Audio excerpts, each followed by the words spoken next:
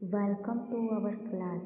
आज मैं आपको क्लास 10th लाइफ प्रोसेस के न्यूट्रिशन टॉपिक को स्टेप बाय स्टेप समझाऊंगी ताकि आपका कॉन्सेप्ट क्लियर हो जाए। Let's start. न्यूट्रिशन न्यूट्रिशन से हमारी बॉडी को मिलता है फूड, एंड वो फूड क्या प्रोवाइड करता है? फूड प्रोवाइड करता है एनर्जी। अगर हमें कोई भी फंक्शन करना है तो हमें किसकी ज़रूरत होगी? एनर्जी की। और अगर आप कोई भी फंक्शन नहीं भी कर रहे हैं तो क्या है, आपकी बॉडी के स्टेट को मेंटेन करने के लिए भी ज़रूरत होती है एटीपी की। एटीपी क्या है? ATP is also the form of energy. और आपके बॉडी के ग्रोथ एंड डेवलपमेंट करने के लिए भी किसकी ज़रूरत होती है? न्यूट्रिशन की। देख लेते हैं एक बार एनसीईआरटी से।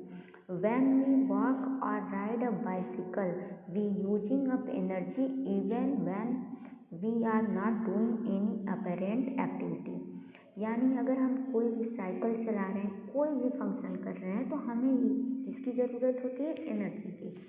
अगर हम कोई भी एक्टिविटी नहीं भी कर रहे हैं तो भी energy is needed to maintain a state of order in our body.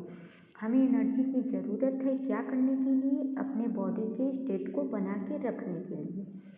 We also need material from outside in order to grow, develop, synthesis protein and other substances needed in body. यानी कि हमें क्या ज़रूरत है?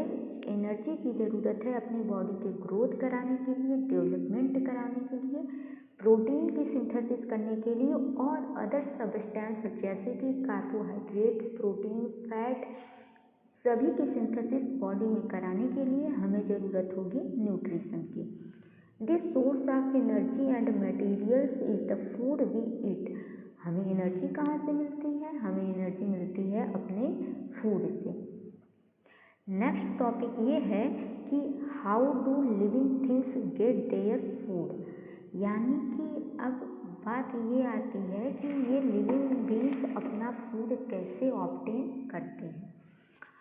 क्या होता है? ये फूड ऑब्टेन करने के दो तरीके होते हैं। एनिमल दो टाइप से हो सकते हैं, एक तो होते हैं ऑटोट्रॉपिक, दूसरा होते हैं हेटेरोट्रॉपिक।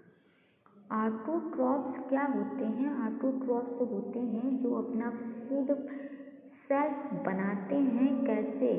वो फूड को बनाते हैं CO2 की हेल्प से एंड वाटर की हेल्प से, और सनलाइट की प्रेजेंस में क्लोरोफिल का यूज करके वो अपना फूड सेल्फ प्रिपेयर कर लेते हैं।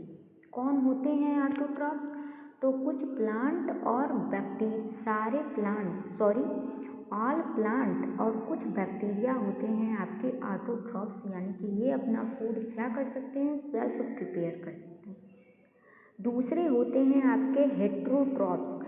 हेटेरोट्रॉप्स ऑर्गेनिज्म वो होते हैं जो अपना फूड सेल्फ प्रिपेयर नहीं करते। ये क्या करते हैं फिर? ये डिपेंडेंट होते हैं इस ऑटोट्रॉप्स पर क्या करने के लिए? अपने फूड के लिए। जिसे हम बोल देते हैं हेटेरोट्रॉप्स। और इसमें कौन आते हैं हेटेरोट्रॉप्स में? आपके एनिमल्स और फंजाई। एक बार एनसीईआरटी देख लेते हैं। The general requirement for energy and material is common all the organism. यानी कि हमें एनर्जी तो कॉमन है हर एक ऑर्गेनिज्म में, but it is fulfilled in different way. लेकिन ये डिफरेंट वे से अलग अलग ऑर्गेनिज्म में आती है।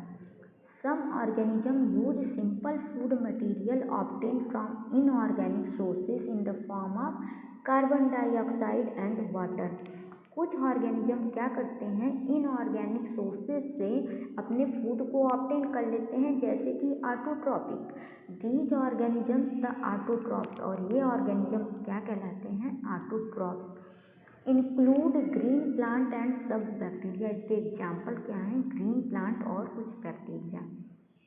Other organisms utilize complex substances. जो दूसरे ऑर्गेनिज्म होते हैं ये कॉम्प्लेक्स सब्सटेंस को यूज करते हैं। यहाँ पे कॉम्प्लेक्स सब्सटेंस क्या होता है? जो भी फूड आप ईट करते हो, जैसे कि आपने रोटी खाया, रोटी में क्या है? ग्लूकोज है, तो वो अब क्या बोला जा रहा है? Complex substance. These complex substances have to be broken down into simpler ones before they can be upkeep growth of the body. इसे बॉडी में यूज किया जाता है। To achieve this organism use bio catalyst called enzyme, यानी कि इस food का break down करने के लिए ऑर्गेनिजम्स यूज करते हैं एंजाइम्स का। Thus, the heterotroph's survival depends directly or indirectly on autotrophs। यानी इस तरीके से हम क्या कह सकते हैं, हेट्रोट्रॉप्स जो आपका सर्वाइव करता है वो डायरेक्टली या इनडायरेक्टली डिपेंड होता है ऑटोट्रॉप्स के ऊपर। अच्छा, डायरेक्टली मतलब क्या, आप डायरेक्ट प्लांट से फ्रूट को तोड़े और खा लिए, तो ये क्या हो गया आपका डायरेक्टली। लेकिन इनडायरेक्टली का मतलब क्या होता है, जैसे कि आपने क्या किया, आप दे रहे हो फिश को, दे रहे हो ग्रीन फिश को दे रहे हो प्लांट के फॉर्म में फूड को, और फिश को आप ईट कर रहे हो, यानी आप इनडायरेक्टली डिपेंड हो किसके ऊपर, फिश के ऊपर। तो इसीलिए आपकी एनसीईआरटी की लाइन कहती है कि हेट्रोट्रॉप्स जो होते हैं वो डायरेक्टली और इनडायरेक्टली ऑटोट्रॉप्स के ऊपर डिपेंडेंट होते हैं। Heterotrophic organism include animal and fungi.